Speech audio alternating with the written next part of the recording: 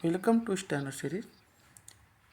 यहाँ आपको 80 शब्द प्रति मिनट के हिंदी डिक्टेशन बोले जाते हैं, जो आपके आने वाले एग्ज़ाम्स स्टेनो 333 और 1224 के लिए बहुत ही महत्वपूर्ण हैं।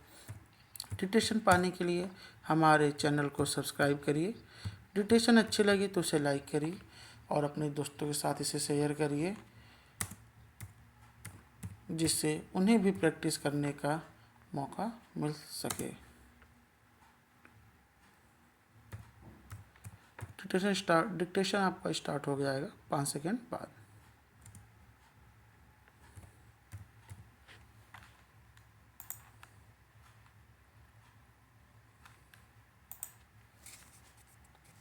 स्टार्ट।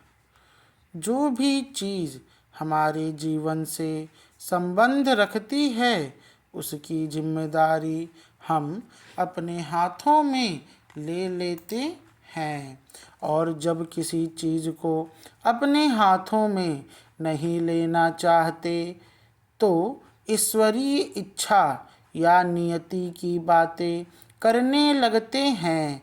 इस समय भी आप अपने जीवन में चुनाव अचेतन तरीके से कर रहे हैं, इसे ही कर्म कहते हैं। आप अपनी नियति पूरी लापरवाही, पूरी बेखबरी में रच रहे हैं। आप जो भी अचेतन होकर कर रहे हैं, अगर उसे सचेतन तरीके से करने लगें तो ज़मीन आसमान का फ़र्क आ जाएगा। यही फ़र्क अज्ञानता और आत्मज्ञान के बीच होता है। पैराग्राफ। अपना भाग्य अपने हाथों में लेने का मतलब यह नहीं है कि सब कुछ आपके मन मुताबिक होने लगेगा। बाहरी दुनिया कभी 100% आपके मुताबिक नहीं चलेगी, क्योंकि उसमें तमाम दूसरे पहलू शामिल होते हैं।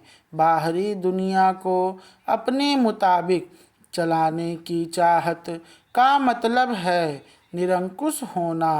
भाग्य बनाने का मतलब यह नहीं है कि दुनिया की हर परिस्थिति आपके काबू में हो। इसका मतलब बस इतना है कि खुद को इस तरह का बनाएं कि आपके आसपास चाहे कैसी भी घटना या परिस्थिति क्यों न हो, आप उनके बोझ तले चकनाचूर होने के बजाय उनसे पार पाना सीख जाएं।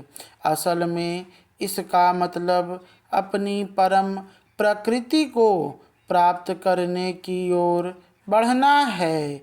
तो उन सितारों ग्रहों का क्या वे हमारी किस्मत तय नहीं करते? अगर आपकी किस्मत उन ग्रहों और सितारों द्वारा तय होती तो इसका मतलब होता कि आप अपनी इच्छा से न जी सकते हैं और न ही मर सकते हैं। आप अपने जीवन के बारे में कुछ भी सकारात्मक या नकारात्मक तरीके से तय नहीं कर सकते, क्योंकि आप सब कुछ अपनी कुंडली के चश्मे से देख रहे होते हैं। पैराग्राफ।